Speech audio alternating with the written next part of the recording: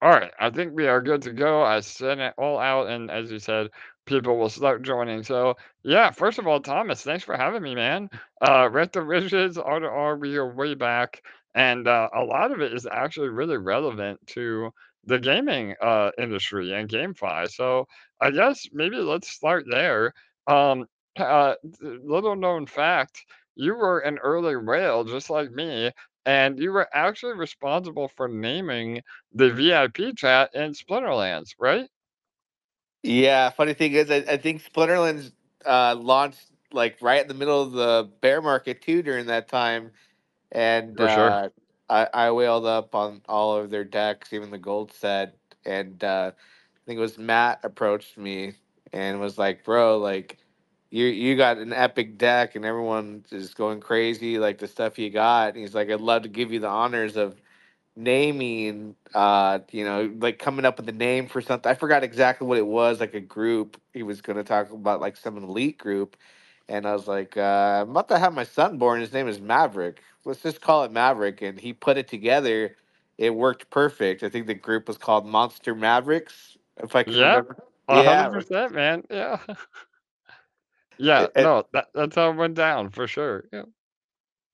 yeah, that was a good time too for me because like I remember just kind of sitting there during that time and things like a lot of my altcoins that had mooned, like some of my moon bags turned into kind of holding it way too long type deal.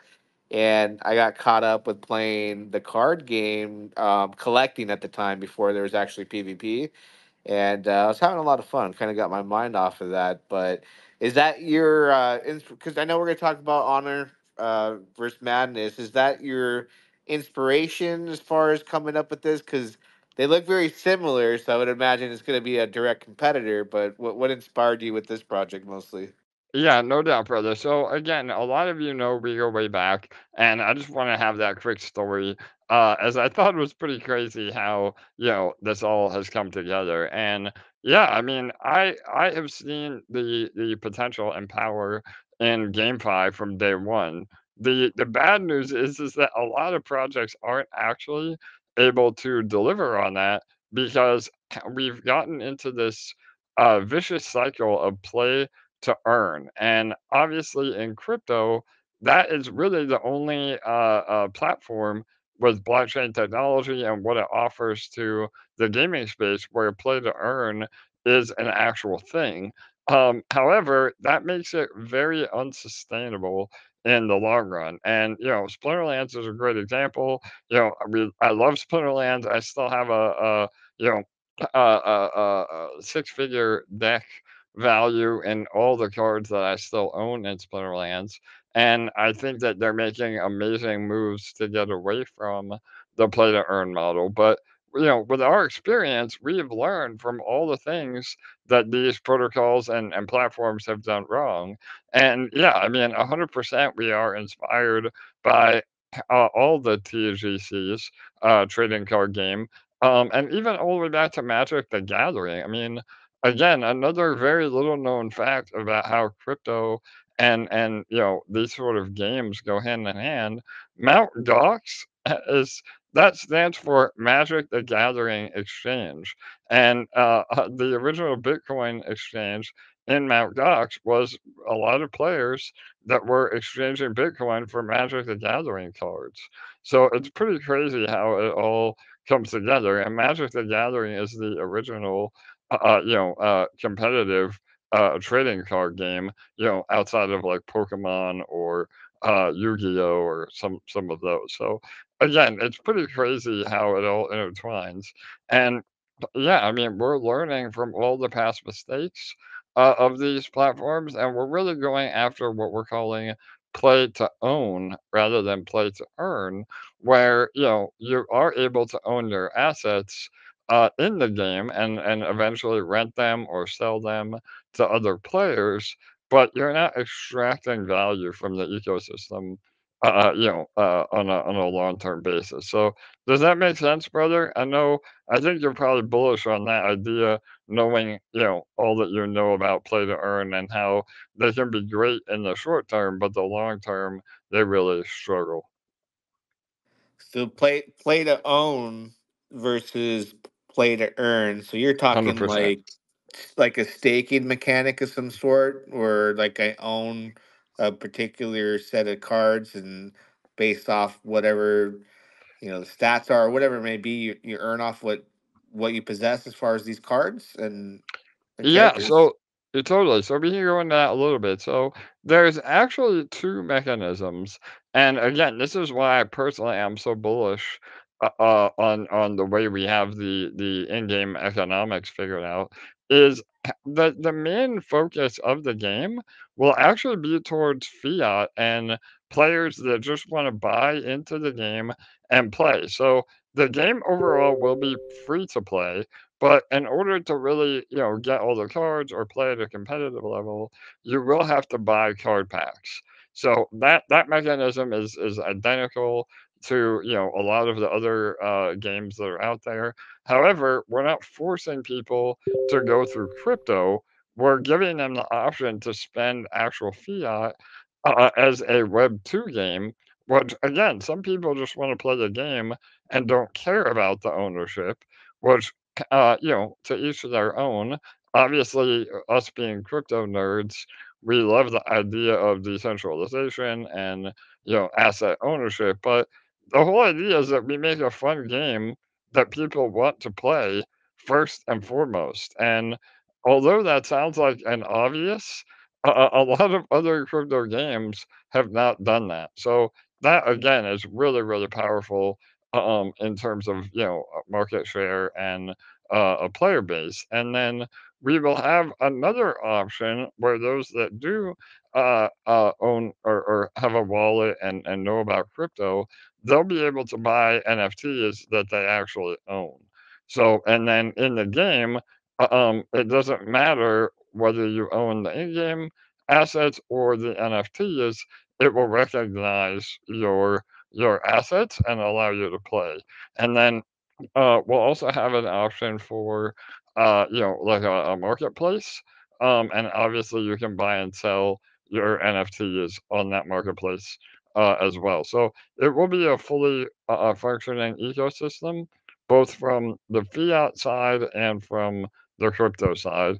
And that's another really important factor because, as we've seen even today with all the market volatility during a bear market, you know, that the gaming world doesn't live in bull and bear markets. So the fiat side will help supplement the game when we are in a bear market. Yeah, you know what?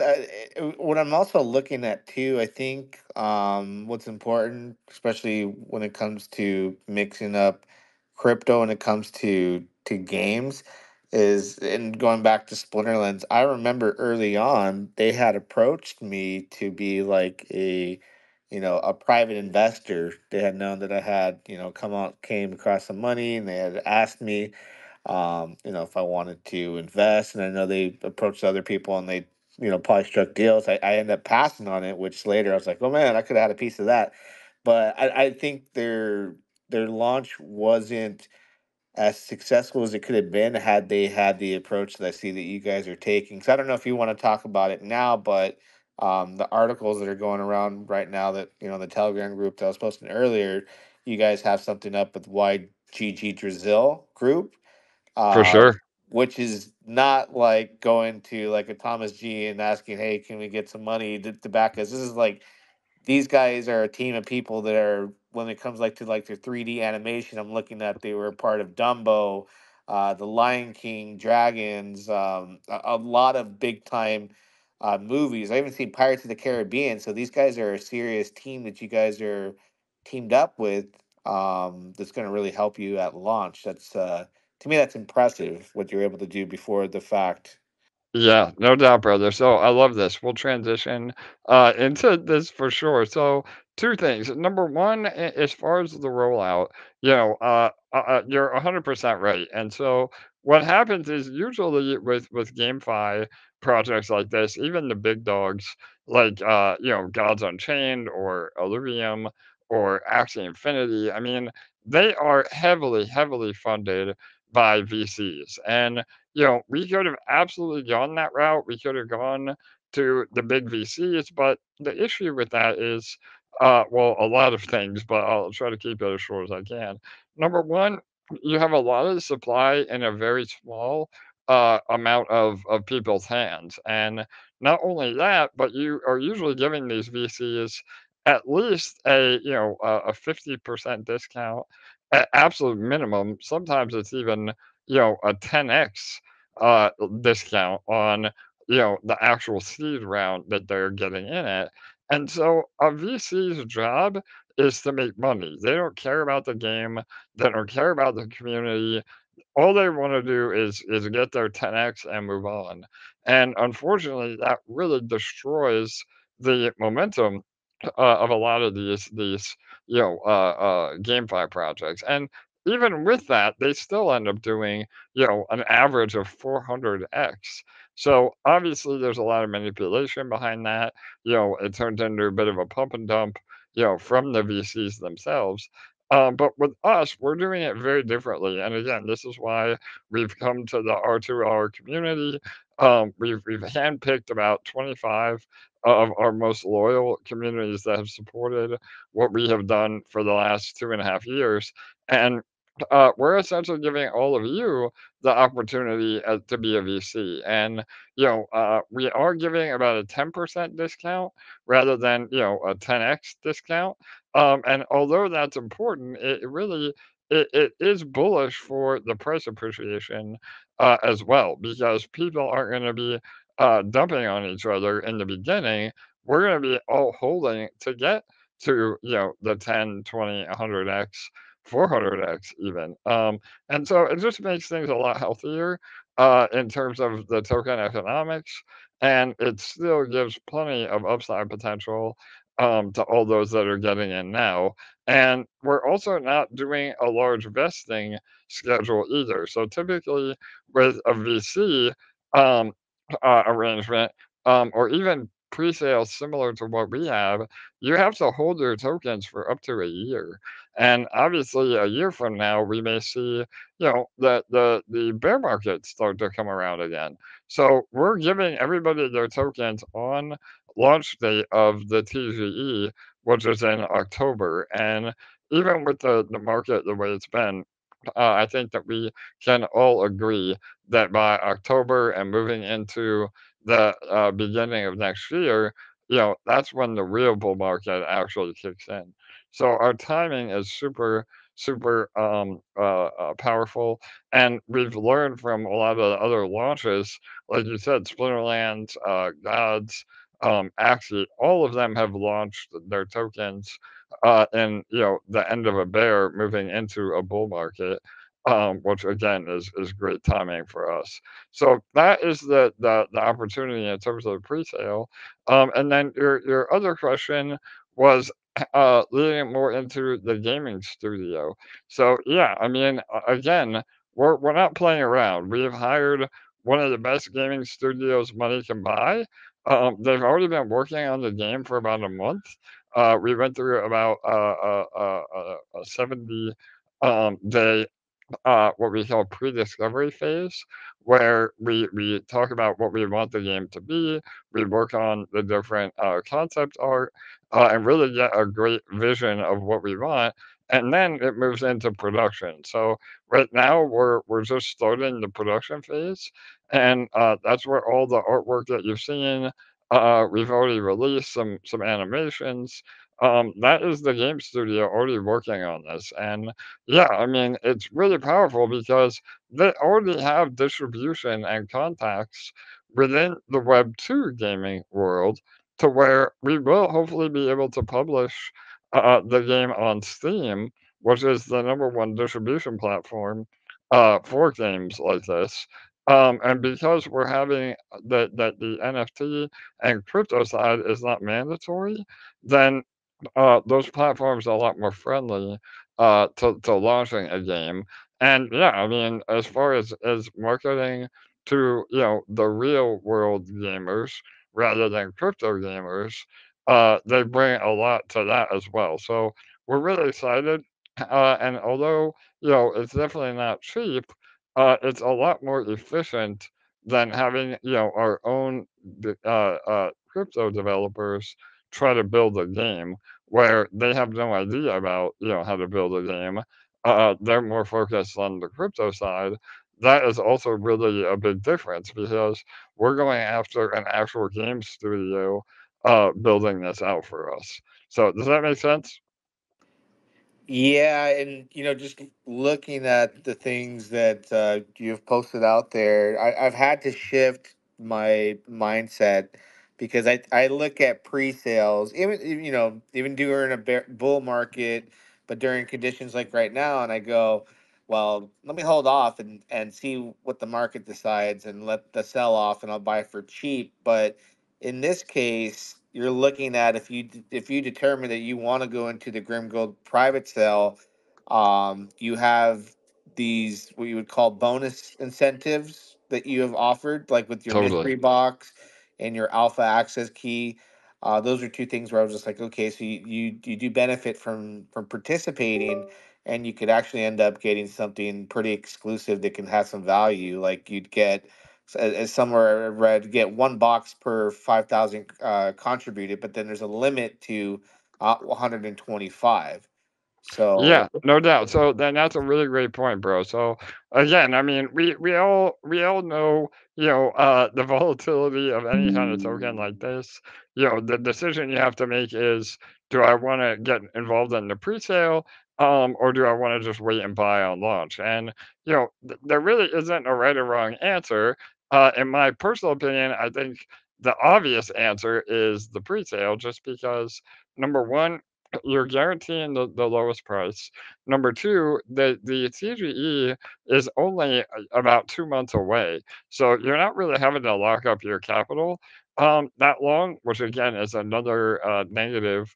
I mean, most pre-sales like this, like I said earlier, you have to lock up your capital for almost a year. I mean, again, vesting schedules are usually a year at minimum, and so that is a long time to go without having the capital start earning for you, or at least getting the price appreciation of the token.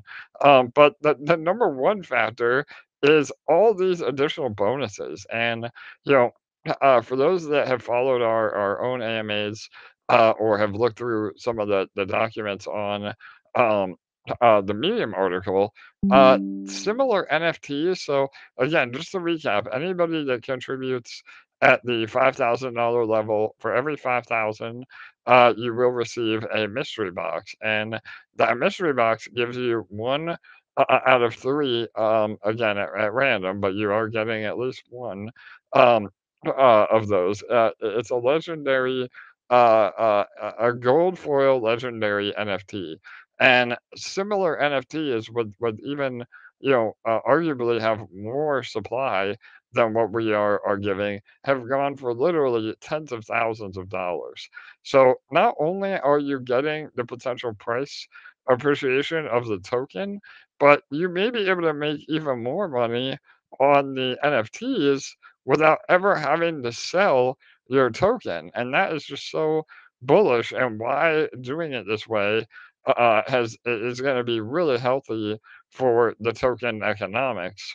And there will also be staking rewards on day one. So again, it's about giving utility to the GrimGold token even before the game launches. So again, the whole idea is that on day one, you'll be able to lock up those tokens. A very similar mechanism to how Sparkler works. That we will be able to reward you in game assets or revenue share once the game is live, from staking your tokens as well.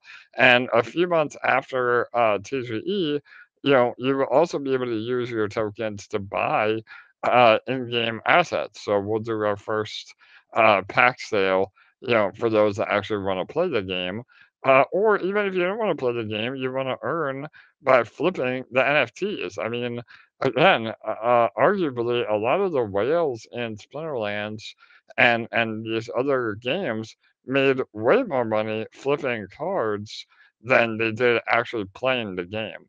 So we have something for everybody, whether you're an investor or a gamer.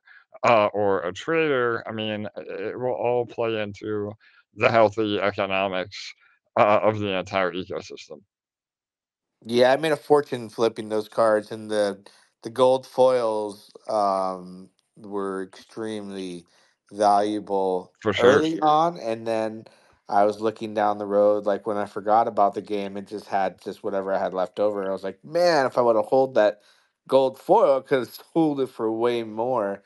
And I just remember, like, it is what it is. But also, just to touch on while we're on the subject, for participating in the private sale, the alpha access key. So it's just directly giving people the first 500 contributors to access gameplay, like like Yeah. in a test net Yeah, for type sure, brother. environment. So, yeah, so again, back to the whole Monster Mavericks chat that you spearheaded. We're definitely taking some inspiration from that as well. And a lot of times these groups, the alpha groups or the early access groups, they're only reserved for the big spenders and the whales.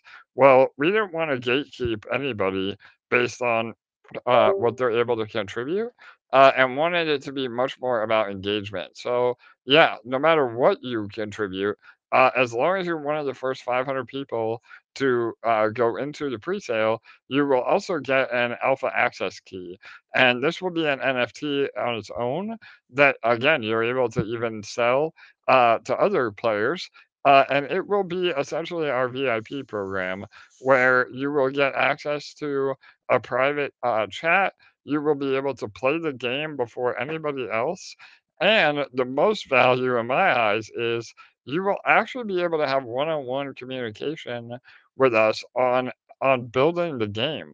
So in other words, say that we release the alpha, you guys are the first to play it, and maybe you notice that could be an improvement somewhere, or you don't like how a certain mechanism in the game works, then you will be able to again voice your input, and that eventually could make its way, into changing the game. And so again, this is our version of governance, and it's really going to be powerful with the alpha keys. And if you do miss the pre-sale, we will be giving away some alpha keys for other, different giveaways and campaigns that we do before the game launches. But again, it's just one more way to monetize. If you're not a gamer and you don't care about being involved early, then you can always sell that NFT as well. But it gives you an added value into all that Yeah, that's awesome too. That's tradable for somebody that might, want to participate in that wasn't able to.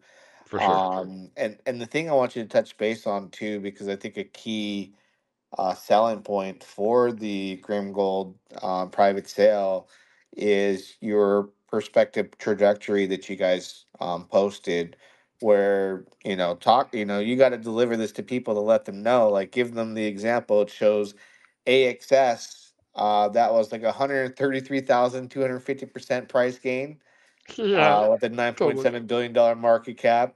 ILV 3,723% price gain. Uh, Atlas 19,281% price gain. So the market caps in the gaming sector, when it comes to blockchain and card games and just gaming period, they have huge market caps. It's crazy. Yeah, no doubt, bro. And again, I mean, obviously the title of today's X space is, it be considered hype, but the potential is actually legitimate. And other than like a layer one or layer two, blockchain token, GameFi and these sort of projects have the largest upside potential out of anything in crypto. And yeah, I mean, to your point, we put together a document that shows the average of the top four releases, and yeah, I mean, on average, not even the all time, but average, it's a 400x when you factor in what price the the VCs or seed round investors got in it, and that's what you all are getting in it. So it is again, obviously, it's we can't guarantee that, but the potential is massive. And, it's absolutely nothing for these sort of projects to get to a $1 billion market cap. And so again, the numbers get really crazy and hard to wrap your head around. But this sort of project has that sort of potential. And again, all of that is being offered to everybody in the whitelist, rather than actual VCs. Yeah, and these are actually X's that you would get from the absolute bottom, from launch price. For I sure. I think, and it's one of those things where people are gonna go, oh wow, like 1300 X for AXS, and the market caps weren't that ridiculously high, but during those times when they launched, the overall market cap in crypto wasn't nowhere near where it's at today. So the potential for, based off the growth and the success they can have in GameFi, for where the market is ready to go. Because I listen, regardless of everything that's going on right now, I know everybody's probably like, "Man, do we have to go apply to McDonald's right now? What's going on?"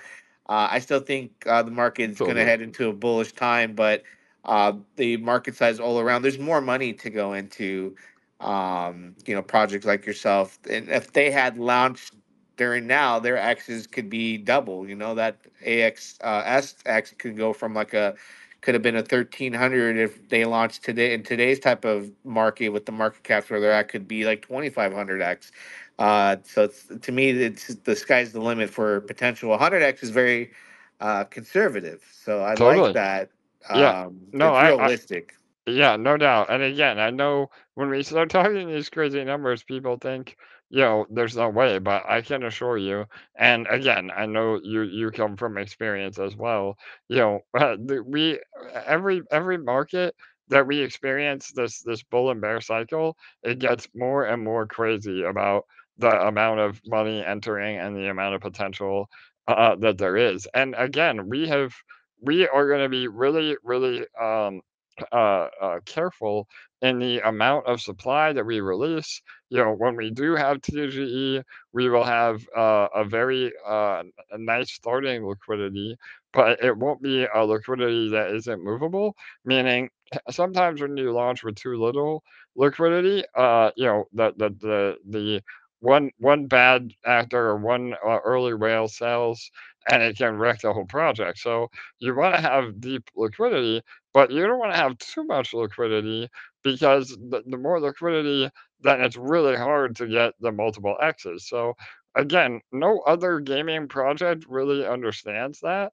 So the fact that we bring DeFi knowledge to this as well, and treasury management, is also really bullish, because now we're able to have healthy price appreciation, do it in a very responsible way, really achieve the market cap and X's that we all hope for, and do it all while we're having a super healthy treasury. I mean, again, EMP is a great example of that. We are still around even to today, because we had very conservative treasury management, um, where we didn't just spend all of our money on developers and buybacks and then have no more money, and then the project dies.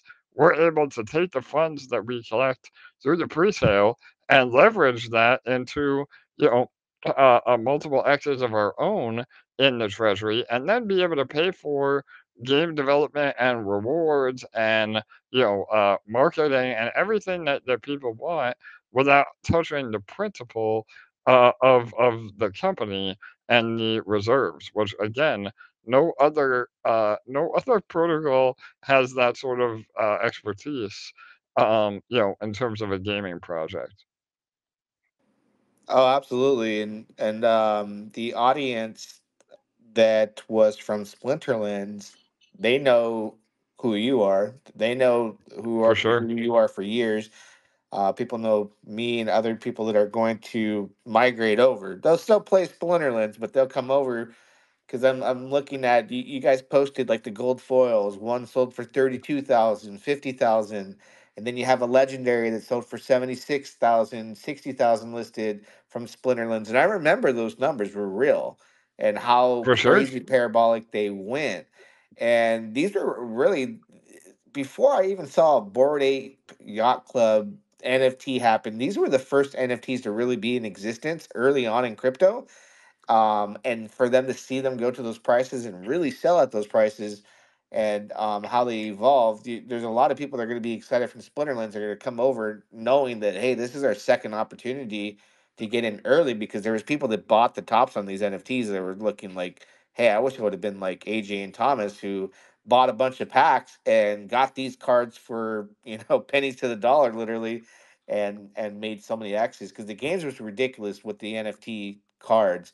So the potential with your gold foils and all there, people know that's going to bring a lot of users that are excited, and I know a lot of people that from my audience, doesn't remember Splinterlands, but those that do, like it went crazy parabolic, those prices. Yeah, 100%, bro. I mean, again, you could buy a card pack for, $3 or $5 and end up getting an alpha gold foil. Obviously there's some randomness there, but I mean that card ends up being worth, again, tens of thousands of dollars from a $3 card pack. And that is also part of the fun. I mean, again, I don't like to use the word gambling, but there is that same adrenaline rush of opening packs, hoping that you can not only get the cards that you need to play the game, but also the cards you need to potentially flip on the secondary market. And again, on that note, we are also taking a new approach in that as well. I know all of us, we keep talking about Splinterlands, but it applies to the other TGCs, trading card games, as well. A lot of times they will actually overprint their cards. And, when you sell a card pack, obviously there has to be enough cards for people to play the game. But the greed from a company standpoint takes over sometimes, and you end up selling way more card packs just because you need to be able to pay for development and everything that goes on with the game. But in reality, there isn't that much demand for those cards, and it absolutely kills the secondary market, down the road, because now there's way too many cards and not enough players. So we are going to have a much different approach where a lot of our new pack releases will be very, very exclusive and limited. And so that is all in the hopes that, obviously, if you're a competitive player, you will need the higher end cards. But if you're just playing the game normally, then you don't really have to have these uber expensive cards. And that will really help the secondary market because, like you said, Thomas, it is almost like a flex. A lot of people use these high end cards as a status symbol as well. And along the lines of board apes or anything like that, it has that intrinsic value. But now you also have a utility behind the NFT, in competitive play. And so it is a double whammy in terms of how valuable the cards are because you get the best of both. And again, we've learned that over the years from the mistakes that the other games have made.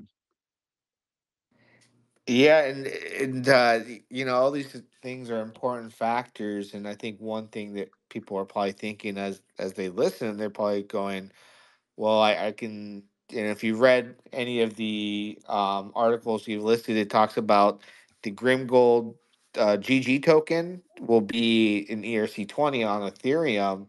What blockchain is going to operate the ecosystem where For where you'll sure. be able to go and buy packs, open up packs, because all of that, like for example, was run by Steam at one point, and it was cheap to open packs, buy packs, and all that. What's going to operate your card ecosystem when it comes to all of that? Yeah, that's a great question. So again, we have a very unique approach. I know I keep saying that, but literally everything we're doing is a much better version of previous projects. So what happens is people, and again, Steam is a great example. In the beginning, Steam really wasn't that popular of a blockchain, and honestly, Splinterlands blew up Steam itself. It wasn't the other way around. It wasn't where Steam blew up, and then Splinterlands got popular. And the reason I'm saying that is because a lot of these games will pick an obscure blockchain, and you know if they aren't popular, it ends up hurting them. So what we're doing is a multi-stage approach where the actual GrimGold token, again, the name of the game is Honor versus Madness. That will the name will be a little more it'll make a little more sense when we release some of the gameplay.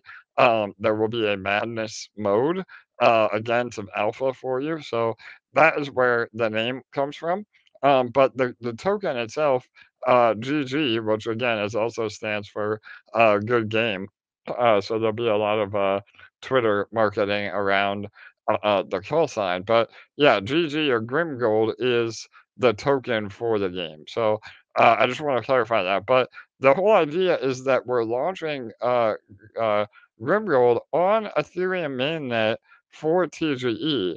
And the reason that we're doing that is that all the volume and all the eyeballs, whether it's a legitimate project or a meme or whatever else, it happens on Ethereum, and you can't argue with that. And so that was the original approach of launching on ETH mainnet to get the exposure, to get the volume, to get the potential, whales and eyeballs on the game. And then as we get closer to launching, we will choose a layer two, or maybe a layer one that we actually build the game on. So, um, we said, Thomas, it is almost like a flex. A lot of people use these high-end cards as a status symbol as well, and along the lines of board apes or anything like that, it has that intrinsic value. But now you also have a utility behind the NFT, in competitive play, and so it is a double whammy in terms of how valuable the cards are because you get the best of both. And again, we've learned that over the years from the mistakes that the other games have made. Yeah, and all these things are important factors, and I think one thing that people are probably thinking as they listen, they're probably going, "Well, I can." And if you read any of the articles you've listed, it talks about the GrimGold GG token will be in ERC 20 on Ethereum. What blockchain is going to operate the ecosystem where For where you'll sure. be able to go and buy packs, open up packs, because all of that, like for example, was run by Steam at one point, and it was cheap to open packs, buy packs, and all that. What's going to operate your card ecosystem when it comes to all of that? Yeah, that's a great question. So again, we have a very unique approach. I know I keep saying that, but literally everything we're doing is a much better version of previous projects. So what happens is people, and again, Steam is a great example. In the beginning, Steam really wasn't that popular of a blockchain, and honestly, Splinterlands blew up Steam itself. It wasn't the other way around. It wasn't where Steam blew up and then Splinterlands got popular. And the reason I'm saying that is because a lot of these games will pick an obscure blockchain, and you know if they aren't popular, it ends up hurting them. So what we're doing is a multi-stage approach where the actual GrimGold token, again, the name of the game is Honor versus Madness. That will the name will be a little more it'll make a little more sense when we release some of the gameplay. There will be a madness mode, again, some alpha for you. So that is where the name comes from. But the token itself, GG, which again is also stands for good game. So there'll be a lot of Twitter marketing around the call sign. But yeah, GG or GrimGold is the token for the game. So I just want to clarify that. But the whole idea is that we're launching uh, GrimGold on Ethereum mainnet for TGE. And the reason that we're doing that is that all the volume and all the eyeballs, whether it's a legitimate project or a meme or whatever else, it happens on Ethereum, and you can't argue with that. And so that was the original approach of launching on ETH mainnet to get the exposure, to get the volume, to get the potential, whales and eyeballs on the game. And then as we get closer to launching, we will choose a layer two, or maybe a layer one that we actually build the game on. So, um, we talked a little about the gaming studio earlier. They have over 250 employees, and so rather than building the game ourselves, hiring a legitimate game studio, that also helps us get the game built even faster. So even with the conservative timelines, we're looking at about 8 months for the game to actually launch. Which again, to have a fully fledged AAA game built in under a year is so powerful. So um, once we are closer to the actual alpha launch of the game, then we will be announcing what chain we're building on. But obviously, wherever we build, we will have to account for a lot of gas fees. Obviously, we can't do it on a chain that has expensive gas fees. But the other cool part too is because the game doesn't actually um, run 100% on chain. Like I mentioned earlier, we're really building the game for a more mainstream audience, and then the only things that have to be verified are your ownership of the NFTs. That also makes the gas and the transactions a lot more efficient because you're not having to submit a blockchain transaction for every move that you make in the game. So again, we're much more efficient that way as well. Okay, yeah, and I've seen this unfold before.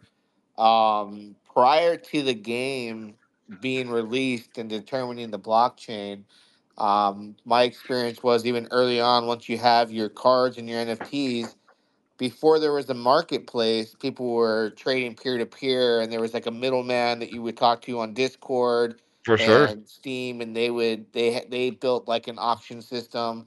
Do you see that that's going to be the route that the community will have to take, and like developers to prior to a marketplace? When your like in-house marketplace will be developed prior to the game or during, because the question would be if you're going to release the NFT marketplace, do you know what chain that'll be on if it's going to be much sooner than the actual game?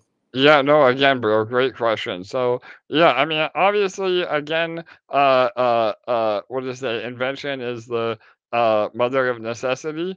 So, but yeah, I mean, and that's where we saw a lot in that peer-to-peer style marketplaces with Splinterlands and some of the OGs. But that a lot of that was because they didn't have the tech and the developers and the know-how to build out a legitimate marketplace. So that is another thing that we bring to the table.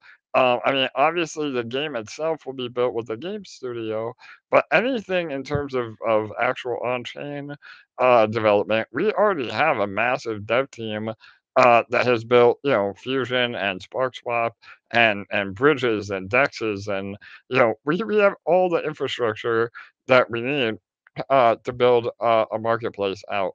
So the short answer is, yes, we will absolutely have a marketplace before the game goes live because, yeah, I mean, people, as soon as we sell the first card pack, which again, we're shooting for probably, 2 to 3 months after TGE, so sometime early Q1 2025, we will have a marketplace for that on day one. So, because the other cool thing is not only is that great for speculation, where a lot of people will start buying and selling these legendary cards. without even knowing how powerful they will be in the game. I mean, that's really good for potential speculation and price points. But also, we will be getting marketplace fees. And again, this is something that really isn't talked about a lot. But Gods Unchained is a great example. I mean, they were doing at least $1 million a day, and Splinterlands as well, just from their marketplace fees.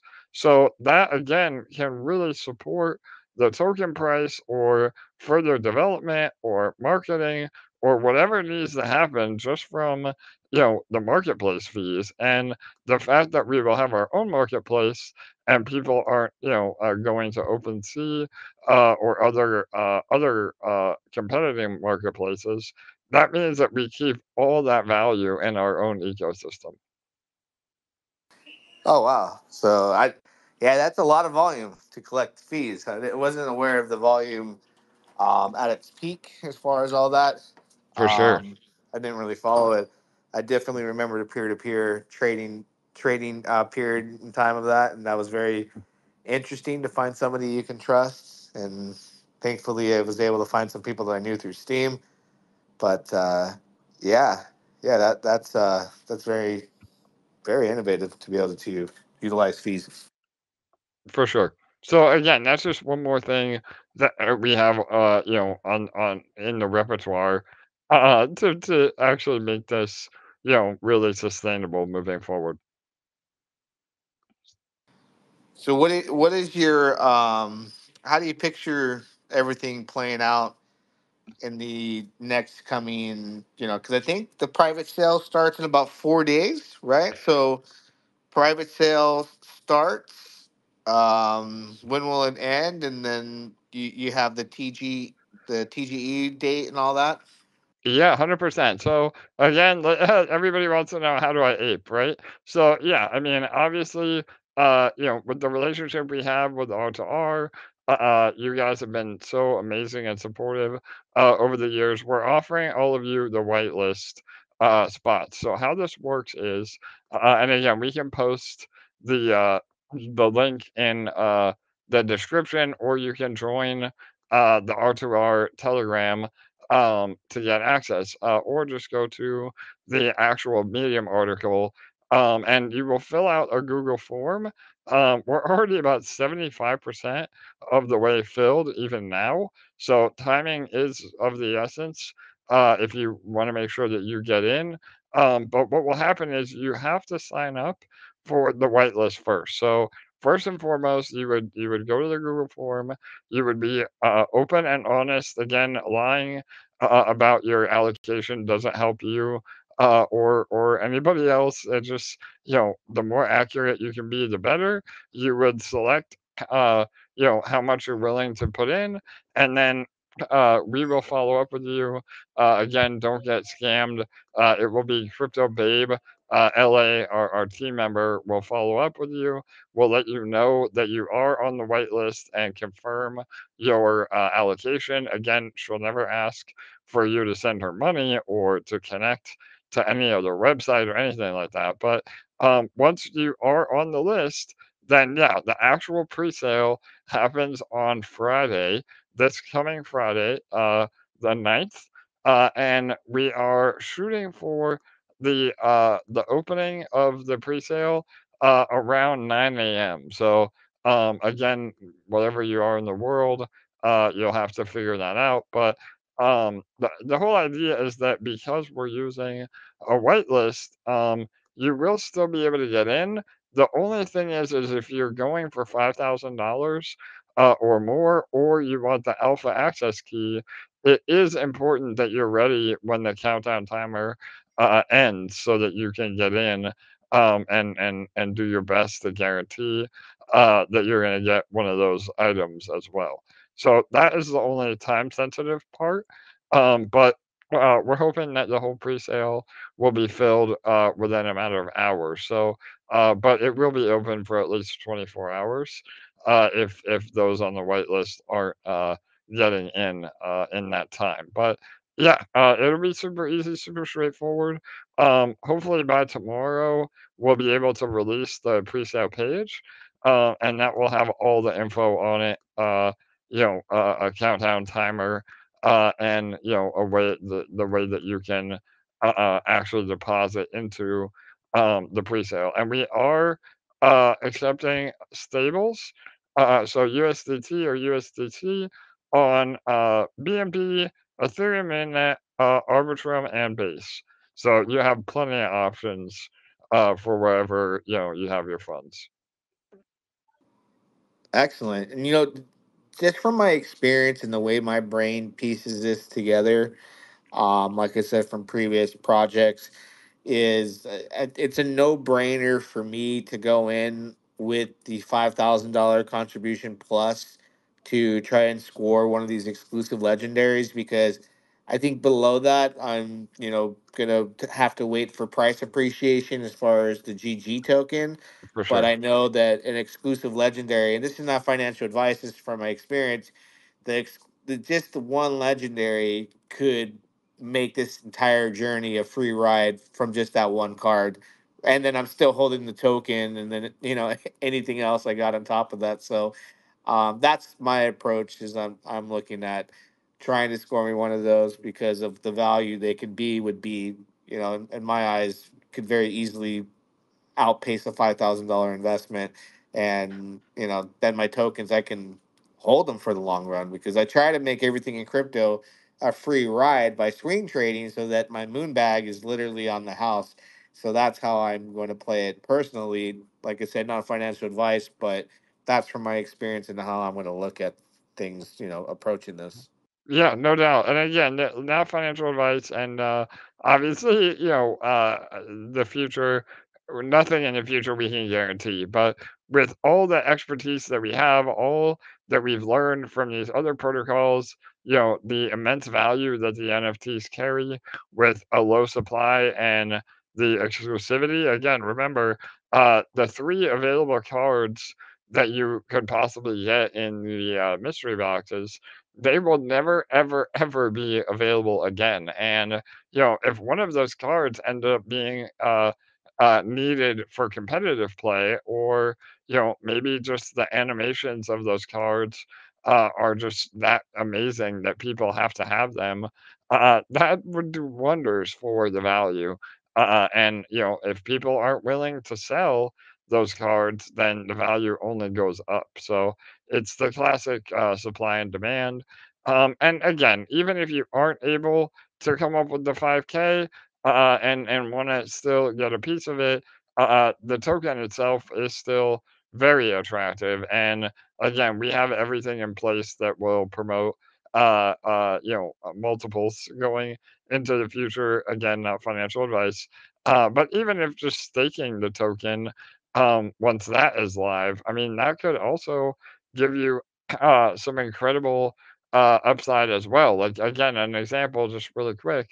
Not only will you get rewards in terms of revenue share when the game goes live, but in the beginning, before the game goes live, we have some ideas of actually rewarding you for staking with cards that are also one-offs and exclusive. So the whole idea is that you're getting other assets that have value, other than just more and more tokens, which then results in selling pressure on that token for the staking reward. So that's just one example of how we're making it a little bit more gamified in earning in-game assets as well. Absolutely. I look forward to growing with the platform, because again, my the amount of money I made on Splinterlands was a lot, and it was nice. It was life changing for me at the time. But if I had continued and held, for as long as I possibly could, it would have been even greater, because of the developments that came later down the road, which I see the developments here are going to happen pretty quickly with the solid, gaming team that you guys have, onboarded and teamed up with, the experience and all the developers you have to put things together. Things will piece together a lot quicker. So my patience here is going to be, more long term, but I know it can happen sooner. And my lesson has been learned. It could have been, it was good, but it could always be better. And now I Yep. know that we have a strong team to take me to that next level. 100%, man. And yeah, Thomas, I mean, I got into Splinterlands even a little bit after you did. And yeah, I mean, all my assets, I wasn't really a trader. I'm more of a hodler. So I never really took profits in the tokens or at that time they didn't have a token. It was just the cards. But yeah, in the last pull run, that entire gold foil alpha set that you had bought, I think was worth over like 1.2 million. And yeah, I mean, I bought mine on the secondary market for like 10 grand. So the amount of X's are insane. That is a true 100x potential. That it's not even potential. It actually happened to me again, turning that alpha gold foil set into a million bucks on a $10,000 investment. It's just insane. So, yeah, totally, bro. I'm crushed reliving the moments now. I'm Yeah. kidding. No, but you live and you learn, and that's why, hopefully when you make mistakes in crypto or anything in life, you learn from that. And I'm definitely my approach with honor versus madness would be, hey, things are being developed, and you hold on long enough to see, to reap the benefit. And that's with crypto. You hold for a long time, you see what happens, later down the road. You don't see it now, but eventually as time goes by, because time doesn't stop for nobody, you wake up one day and your money's 100x, and you're like, whoa, what just happened here? Yep, totally, bro. Well, again, man, I appreciate you having me on. We have a full day of AMAs as well. We're getting on with James Pelton in about a half an hour. I have another meeting in between, and then we're doing our own AMA tonight as well. For those that are part of the ecosystem already know, but if you're listening and you're new here, every Monday and Thursday we do our own AMAs in the EMP chat that go over all of this. And yeah, man, I would say just make sure that all of you sign up for the whitelist. And tomorrow, another bit of alpha. Um, we released an article today about the gaming studio, but tomorrow at 5 p.m. Eastern, we are going to release a 7 minute walkthrough video of the actual studio. So it's so bullish, man. Again, I mean, Illuvium, like we were talking about earlier, Illuvium got to a $1 billion market cap on a trailer of their game. The fact that we have, the concept art, the game being built, a 7 minute walkthrough of the game developers actually working on our game in front of you. I mean, that is such a confidence booster in what we're doing. And this will be a game that we actually deliver on, which not many other GameFi projects can say that. So yeah, man, that the hype is real, Thomas, for sure. Definitely. Don't forget, I'll link the Google Doc for anybody that wants to participate and get a whitelist spot so that they can buy in 4 days on August the 9th. All you got to do is let them know on the selection tab for the influencer community that Thomas G sent you from Rector Riches. You can select me. Would appreciate that and the support. And I'd like to thank you, AJ, for taking the time to come on my platform and let us know this is going to be recorded. So I'll definitely post that in R2R. And anytime you want to get together in the near future, especially after everything unfolds, love to have you and just kind of recap and talk about future plans would be awesome. Yeah, brother, absolutely. You know what, man? I'm also in the Telegram personally, so if any of you want to talk to me one on one, just make sure you tag me in there. And yeah, man, we'll give an update for sure after the raise, and we really know how much we were able to end with. We'll have a serious roadmap over the next few months as we go into the real bull run. And yeah, man, regardless of the market conditions. this opportunity will be a massive success for sure. Absolutely. I'm excited. Well, thanks again, AJ. Thank you, everybody, for joining. And hey, man, you got a long day ahead of you. So catch your breath, and we'll talk soon, brother. For sure. All right. Cheers, everybody. Thank you. All right. Bye Thank bye. you. Take care, guys.